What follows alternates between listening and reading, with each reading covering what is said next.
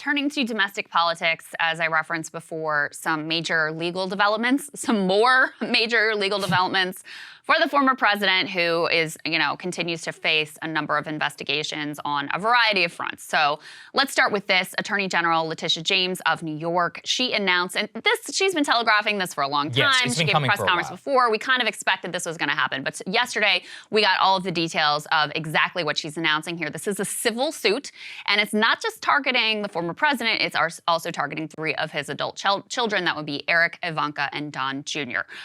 This has to do with their alleged tendency to dramatically overstate the values of their properties so that they could obtain loans from Deutsche Bank in particular, but from other lenders as well, and then to turn around and dramatically understate those values when it came to tax purposes. Let's listen to how AG Letitia James presented this at her press conference.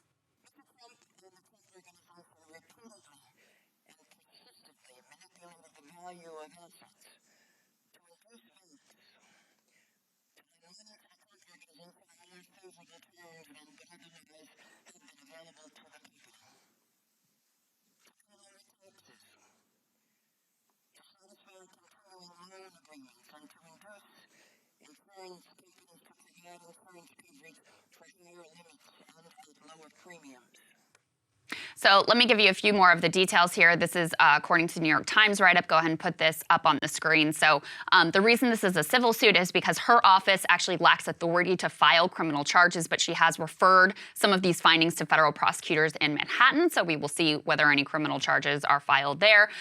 In terms of what this would mean, so first of all, she's seeking $250 million in damages. So that is a sizable chunk of change, even for someone as wealthy as President Trump is. She's also seeking to prevent the family from acquiring real estate in New York for 5 years in order to preclude the company from reinventing itself in Florida while expanding its New York operations. She's also seeking to bar Trump and his children from serving as officers or directors in any New York company, essentially chasing them out of the state. And just to give you a sense of some of the, some of the evidence she cited here and has been proffered before about what exactly they were up to.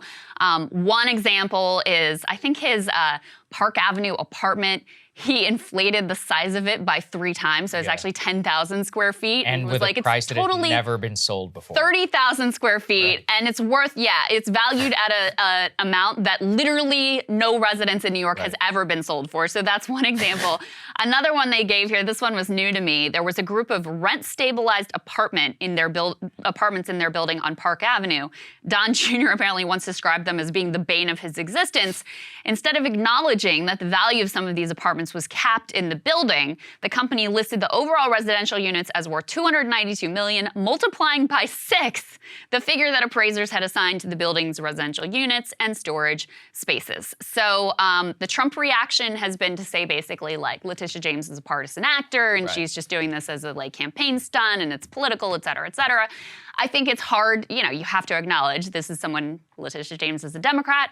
When she was running for Attorney General, she talked about she was going after Trump. But also, I also haven't heard them deny that these were the sort of chicanery that they were up to, nor would anyone be surprised if these are the sorts of dramatic overstatements that they were engaged in. And also, to me, she built some credibility when she was the person who really brought down Andrew Cuomo, who obviously is of her same party, and she was the person who, she went after Amazon over firing Chris Small. She was the lead on this lawsuit alleging Facebook's a monopoly. So she does have some credibility in terms of some of the investigations coming out of her office. Some of the stuff here is just so crazy. Like the apartments that they once just, like you were saying, 750 to 550 million. Like, how is that possible? Right. I don't even understand. Like, I literally, we run a business. I don't know how you do that. We would, with a straight face. We would not get away with it. There's no way. And that's the thing is okay, and I'll give you their defense in just a moment, but some of these things, it's just so brazen.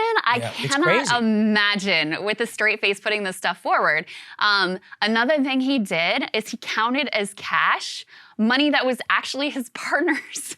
So it was like in these accounts for some, joint development they were doing, but it wasn't his. And he's like, yeah, that's my cash. Can you imagine? Oh, I can't imagine doing that. Now, okay, so here is their defense. By the way, legal analysts say that this case could be kind of hard to prove. What they'll say is Deutsche Bank is a sophisticated financial institution. They were perfectly able to do their own due diligence. And ultimately, their implication is basically this is a victimless crime. Yes. And by the way, the loans that they were able to secure, they paid back in full with interest, et cetera, et cetera, et cetera. So it's not like these fraudulent valuations ultimately, harmed even Deutsche Bank because they were able to make good on their commitments here. So that's their side of the story. I mean, I think that's not a terrible case. I mean, essentially, like what we're seeing here is that Trump, shocker, had shady business practices for the last 40 years. And if she does get her way, also criminality, as I understand it, like what she's really seeking is that he has to sign a document saying he can't be a corporate officer in the state of New York. Of New York, yeah. Right, so like that, of course, since the Trump Organization, Trump Properties, and all those other things are headquartered them, that would be a nightmare. But really what they're pointing to is they're just uncovering what I think a lot of people knew from all this. I'm not absolving any of the behavior. Do I think, though, that it's going to have like some major political impact? No, but on a personal level, there is no doubt, like this is a dagger into the heart of their business just because it uncovers some of the stuff. And it could unravel other loans and other corporate deals that they have going on right now. Yeah, well, and the next question is, okay, is there tax fraud? Is that the piece that comes out, from the prosecutors if they look at criminal charges? Are there federal tax avoidance schemes as well that are actually, reach a point of being illegal? Now, some of the reasons why this could be more irksome to Trump than you might think is, number one, as you're pointing at, like this is a significant potential blow to his business. I mean, that's real. Number two, his children are named. So it hits, in a personal way there that this is not just about him. It's about his, about 3 of his adult children as well. And then also it does kind of strike at the core of his whole brand and image and mystique and like his, his projection of lavish, extreme wealth. And, the dollar figure she's seeking here is ultimately pretty significant. Couple other legal details that are worth mentioning. Apparently, reportedly, they had offered a settlement and Letitia James said no thank you. Another thing was 2 of the 4, so Trump, Don Jr., Eric, and Ivanka, 2 of them pled the 5th when they were questioned about this. I think it was Trump and Don Jr. And then the other 2, Eric and Ivanka, did not. And one thing I learned in reading about this that I didn't know is in a civil suit, you are actually allowed to use against them the fact that they pled the 5th.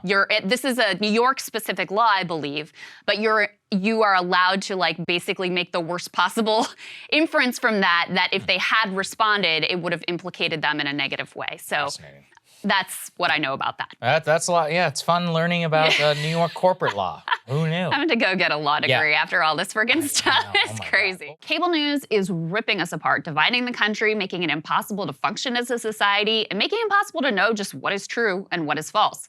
But the good news is they are failing and they know it.